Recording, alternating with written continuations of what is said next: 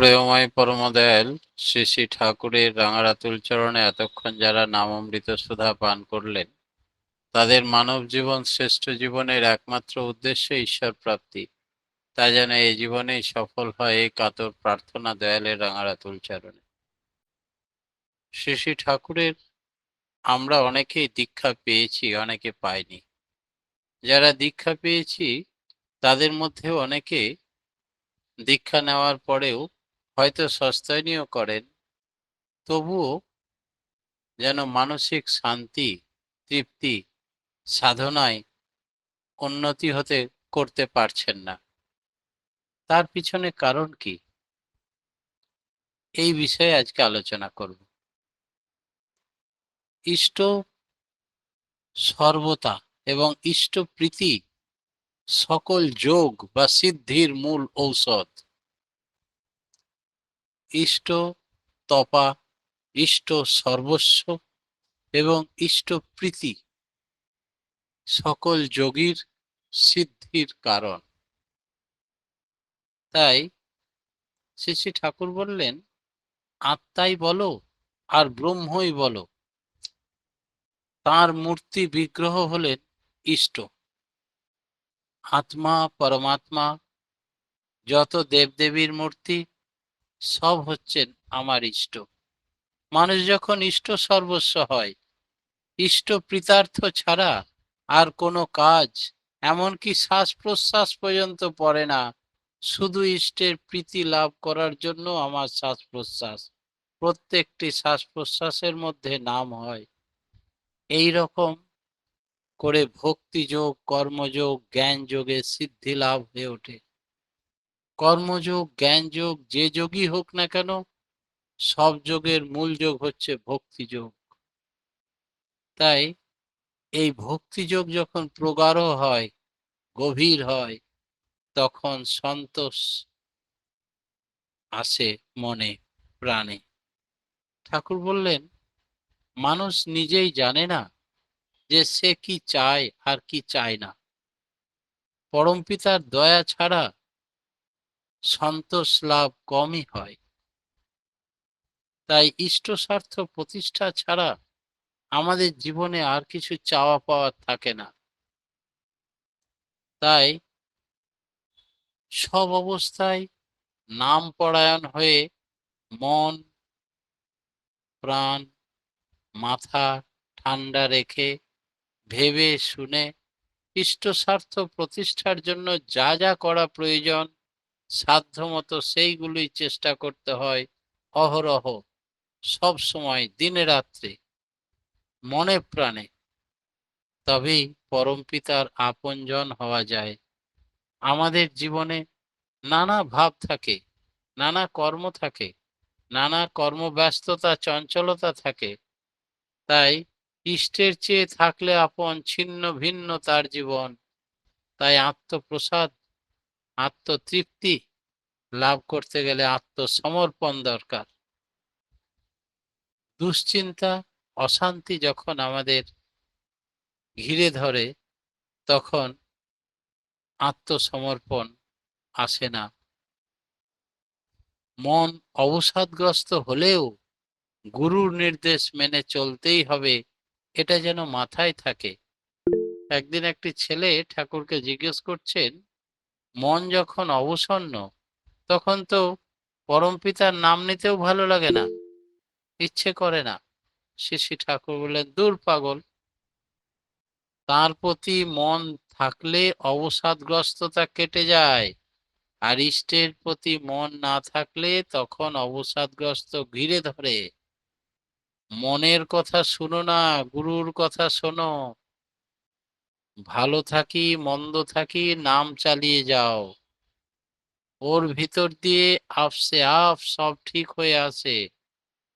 সংসারে সবই অস্থির, ইষ্টনিষ্ঠা ও বিশ্বাস যদি অনড় থাকে, তাহলে অস্থিরতা তুফানের মধ্যে তুমি পায়ের তলায় একটা স্থির ভূমির সন্ধান নিশ্চয়ই পাবে।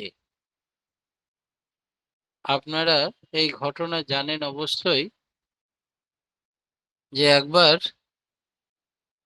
ঠাকুরের দর্শন করতে আসছেন আমাদের অধ্যাপক পঞ্চানন সরকার প্রথম দীক্ষা নেওয়ার পরে অনন্ত মহারাজের কাছে, কলকাতায় দীক্ষা নেওয়ার পরে বাংলাদেশে আসছেন ঠাকুর দর্শনে।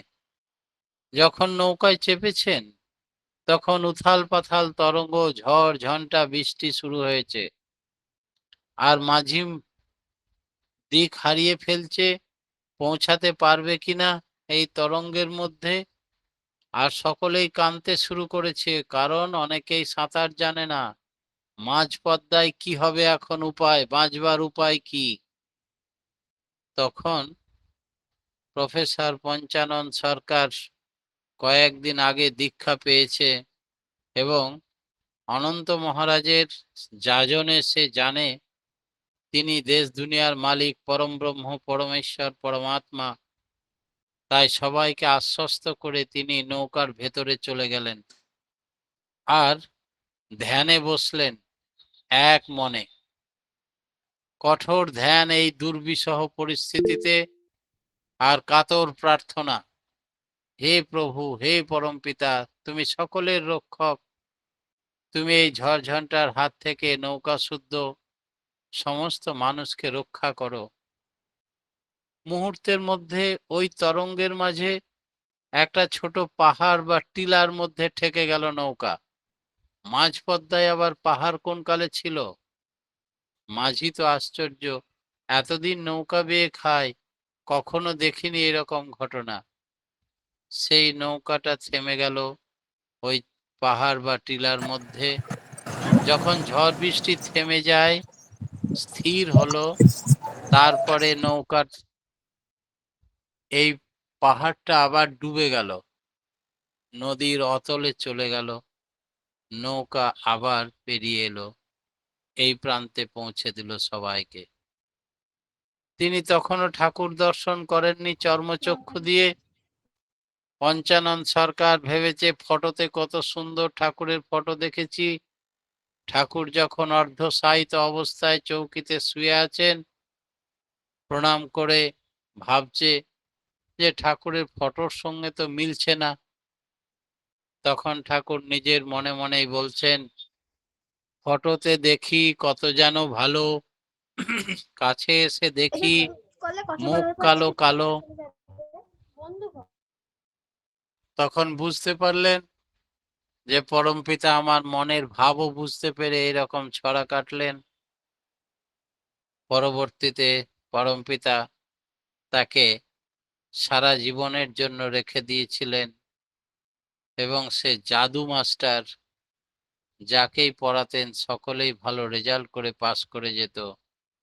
দিন রাত্রি সকল ছাত্র ছাত্রী, রাত্রিতে ঘরের মায়েরা যারা পড়ালেখা না শিখেই বিয়ে থা করে এসেছেন ক্লাস 2, 4, সবাইকে প্রাইভেটে পড়িয়ে 2 বছরের মধ্যে ম্যাট্রিক পাস করার আশীর্বাদ পুষ্ট এই দেব মানুষ সে পরিণত হয়েছিলেন। তাই প্রথমেই চাই তার প্রতি স্যারেন্ডার। আর অবসাদ যখন, আপদ বিপদ যখন, তখন আরো বেশি ইষ্টনিষ্ঠা, আরো বিশ্বাস নিয়ে তার প্রতি লেগে থাকা। তাহলেই গুরু পরং তরং নাস্তি তস্মাই শ্রী গুরবে নমঃ। সমস্ত আপদ বিপদ যুক্তিতর্কের পার হচ্ছেন তিনি।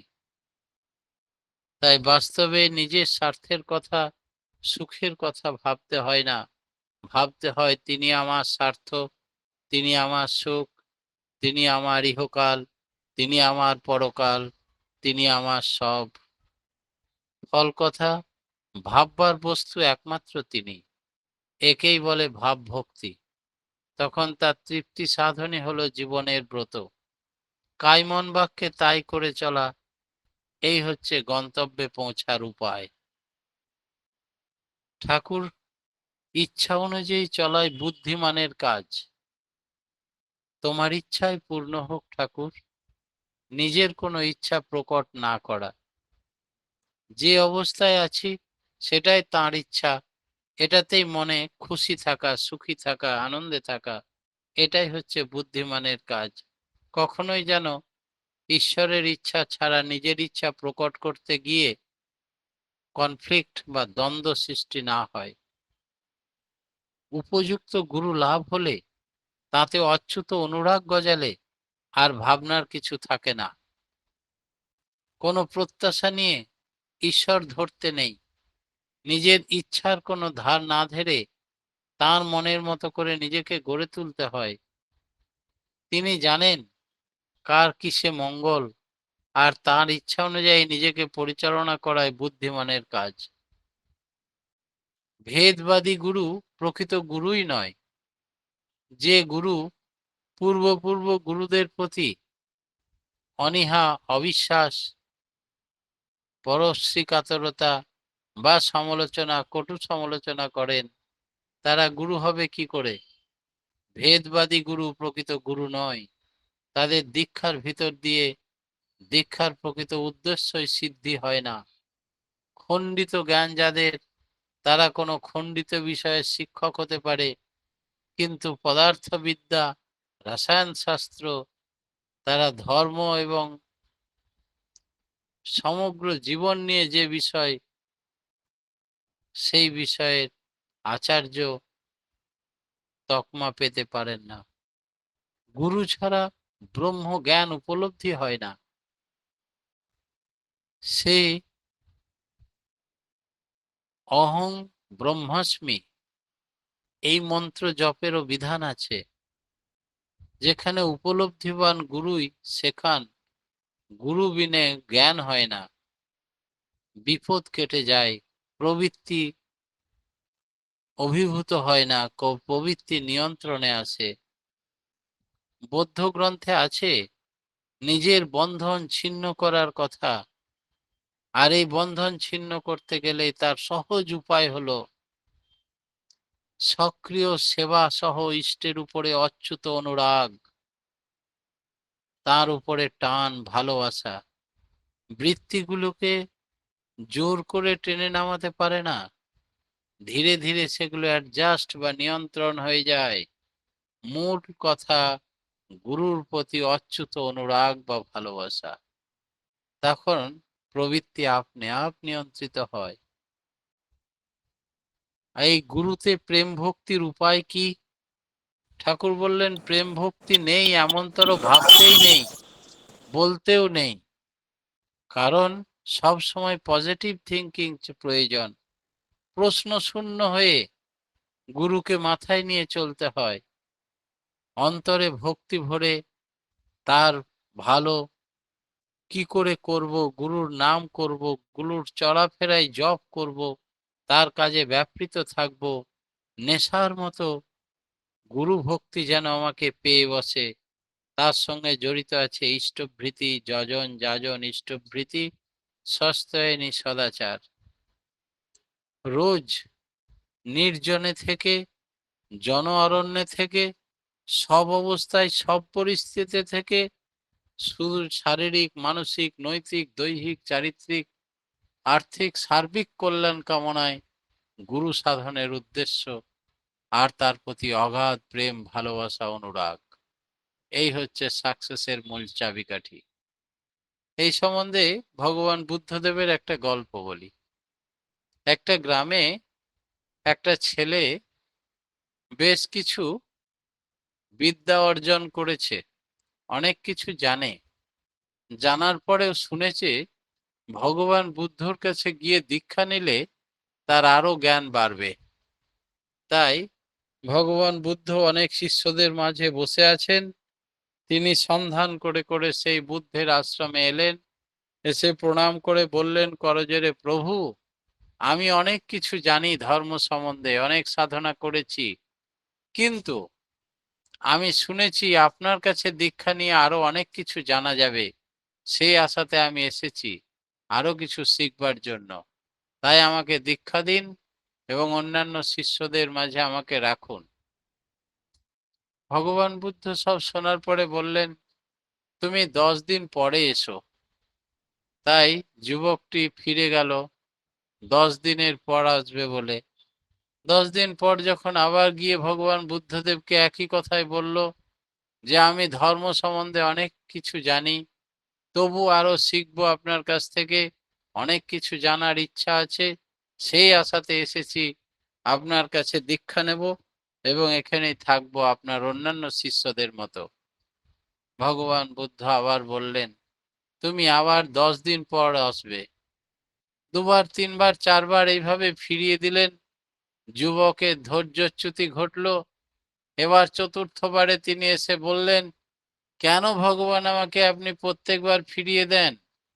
আমার তো আরো কিছু জানার ইচ্ছা, আরো কিছু শিক্ষার ইচ্ছা, সেই জন্য আপনার দীক্ষা নিতে চাইছি। আমি তো কিছু জানি, আরো কিছু জ্ঞান গর্ব বাড়বে এই আশাতে এসেছি। আপনি প্রত্যেকবারই আমাকে 10 দিন করে করে ফিরিয়ে দিন। আজকে আমি আর ফিরতে চাই না, আপনি আমাকে দয়া করে দীক্ষা দিন। তখন ভগবান বুদ্ধ বললেন, দীক্ষা নেওয়ার আগে তুমি 1 গ্লাস জল নিয়ে এসো। তখন সে 1 গ্লাস জল নিয়ে এসে ভগবান বুদ্ধের চরণ প্রান্তে রাখলেন। বললেন, এনেছি প্রভু জল। বললে, ঠিক আছে, তুমি আর 1 গ্লাস জল নিয়ে এসো। আর 1 গ্লাস জল নিয়ে এসে রাখলেন। নিয়ে বললেন, এই একটা গ্লাসের মধ্যে আর একটা গ্লাসের জল ঢেলে দাও। বলে, তা কি করে সম্ভব?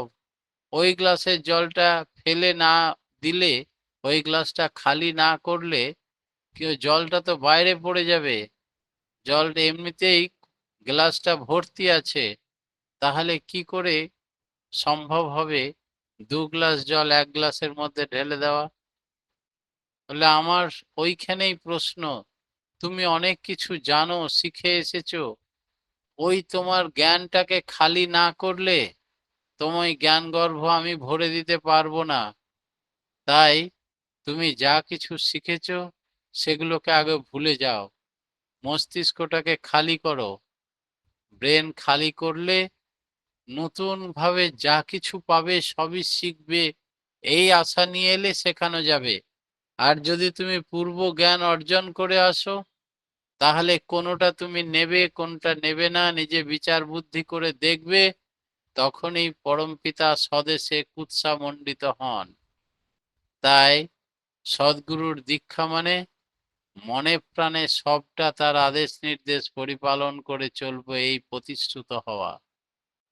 তোমার পূর্ব পূর্ব জ্ঞান, প্রবৃত্তির চলন, আগের জন্মের কিছু সংস্কার, আর তারপরে আবার দীক্ষা নিয়েছো নামমাত্র, গুরুর অর্ধেকটা শোনো, অর্ধেকটা নিজের। এমন করে যৌথ উদ্যোগে চললে কিন্তু সম্পূর্ণ প্রাপ্তি হবে না।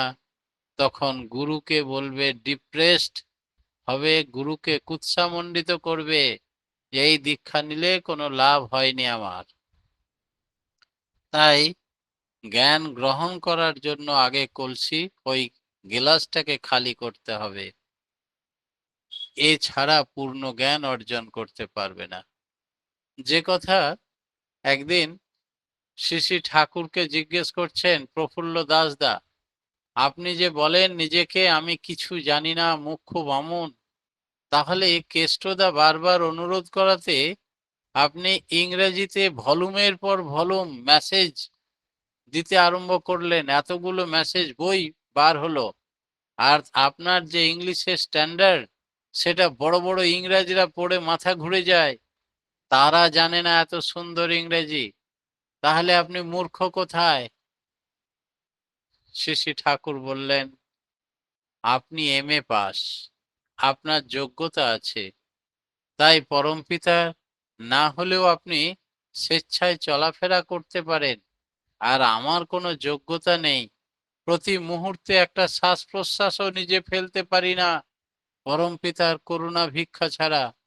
তাই আমি প্রতি মুহূর্তে তাকে ধরে থাকি, আর যিনি ধরেন তিনি তাকে ধরেন, তাই তিনিও আমার হাত ধরে ধরে থাকেন। যখন কেষ্টদা বললেন ইস্টার্ন কান্ট্রির জন্য আপনি ইংরেজিতে কিছু বাণী দেন, তখন পরমপিতার কাছে নিবেদন করলাম। পরমপিতা মঞ্জুর করলেন, আমার মুখ দিয়ে এই মেসেজ ভলিউমের পর ভলিউম বার করে দিলেন। তাই আমরাও তো পরমপিতার উপর নির্ভর করি, কই আমাদের অসাধ্য সাধন করে দিচ্ছেন না? বলে, আপনারা যেভাবে নির্ভরশীল, আমি তার থেকে অনেক গুণ বেশি নির্ভরশীল। তার কারণ আমি একেবারেই অকেজো, আমি তার সাহায্য ছাড়া, পরমপিতার সাহায্য ছাড়া একটি শ্বাস প্রশ্বাস ফেলতে পারি না। আপনারা অনেকটাই সক্ষম, সেই কারণে আপনারা নিজেই চলতে পারেন। এই হচ্ছে পার্থক্য। যতটা পর্যন্ত 100% নির্ভরশীল হওয়া যাবে তার প্রতি, তখন তিনিও ততটা তাকে আঁকড়ে ধরে রাখেন। তিনিও সম্পূর্ণ 100% তার ইচ্ছা পরিপূরণ করেন। এই হচ্ছে সিদ্ধির উপায়, শান্তির উপায়, ঈশ্বর প্রাপ্তির উপায়। তাই তোমার ইচ্ছায় পূর্ণ হোক ঠাকুর, আর তোমার ইচ্ছার সমস্ত ইচ্ছার কথাবার্তা, আচার আচরণ, উপদেশ সমস্ত আমি এই জীবনে প্রাণ ভরে পালন করব। প্রতি মুহূর্তে আমার অর্ধেক কথা তোমার অর্ধেক কথা মিলিয়ে চলবো না। পরম পিতার রাঙা রাতুল চরণে, তবেই সাকসেস আমাদের হাতের মুঠোয়। সার্বিক কল্যাণ প্রার্থনা করি সকলের জন্য। এই বলে আমার ক্ষুদ্র বক্তব্য এখানেই শেষ করলাম। জয়।